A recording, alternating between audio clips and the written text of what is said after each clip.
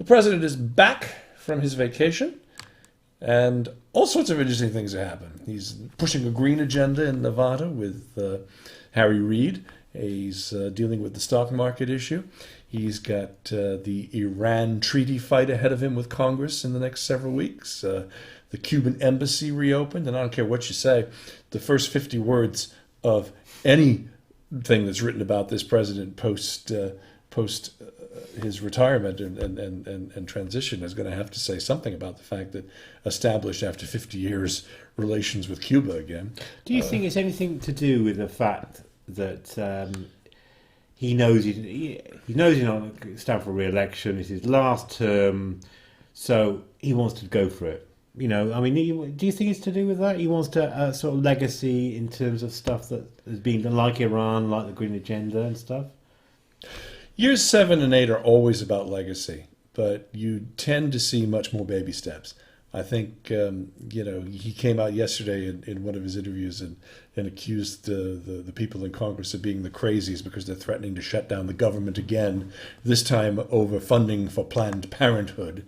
So he doesn't care anymore. No, I think that's right. I think after about 5 years, something must have happened where he just seemed to realize that the Republicans are not going to let him do anything. So he's going to do everything that he can get away with, it seems to me. I mean, it's quite an agenda he's put forward. I mean, if you think about, the things that he's taken on, I mean, this treaty with Iran picked up some key Democratic supporters. I'm waiting for the first Republican to cross the line and join him on it because... Sorry, Dennis, there was, I forget who it was, I'll have to look it up, but there was somebody that was on the Bill Maher show who I listened to their podcast the other day. I'll just see if I can look up the name. But she was a Republican who was supporting it, and I think her name was Claire McCaskill. No, she's a Democrat. I know she acts like a Republican every now and then because she. Donna. No, I thought it says Claire McCaskill is a senator from Missouri, but she's in a red state. But McCaskill is a nominal Democrat. We've got a few of those. She's what we call a blue dog Democrat, even though Missouri is technically right on the border there of North and South. She's well, the iTunes listing must be wrong because it does say Republican here. So, but anyway, yeah, it's.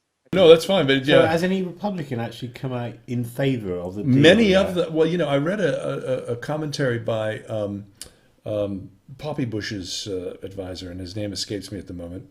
But there are several generals that have come out in support of it, and others, and they say, look, and Maher himself has said as well, you negotiate with your enemies because it's the only way you're going to get anything done. And all these Republicans that are saying, bang the desk and we're going to get this better agreement, not going to happen. The other thing is as well that the restrictions on the multilateral sanctions, I mean, this is getting very technical now, but all the other countries have got an agreement to have sanctions against Iran for their nuclear program. And those restrictions are going to run out in the next year. So if they don't do the deal, then Iran can deal with all of these other countries. So it's either this deal or it's going to be nothing. Exactly, or war. That's which is what they've said, and I think that's what Netanyahu wants, and that's what a lot of Republicans want. And the most disturbing person on this issue is Chuck Schumer. He represents New York. He's likely to become the minority leader when Harry Reid retires at the end of 2016. Although the White House is fighting against him because of this, but he came out in support of Israel because he's of the Jewish faith. So, he's not been able to separate, the what's best for the country versus what's best for the people that put him into office. So it's like an episode of House of Cards, this, isn't it? Oh, it's terrible. I mean, whipping this thing is going to be absolutely ridiculous to watch because I don't know that they're going to be able to. I think the thing is that you just want to make certain that if it does go down, that the president has the ability to override it, and that he doesn't end up with 67 votes against him, because that's death.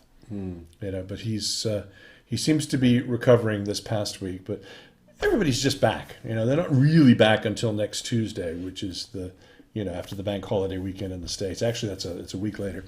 And, so this is all leading up to what his fall is going to be like. It's going to be very busy because he's also got to find a way to fund the government. We talked briefly at the top of the segment about Planned Parenthood and government shutdowns. You need a continuing resolution to fund the government after September 30th, because it's the start of the new fiscal year. And if you don't fund it, then there's all kinds of problems. And of course, Ted Cruz and others are saying, well, we're not going to do that. we want to, extract all kinds of, and this is how we got the sequester, and this is how we got all the other problems. They want to show how tough they are, though. I mean, they want, it's a kind of a Republican candidacy, and I'm going to show how tough I am. If I don't like this, I'm going to throw my toys out of the toy. Stupid, yes. Trolley.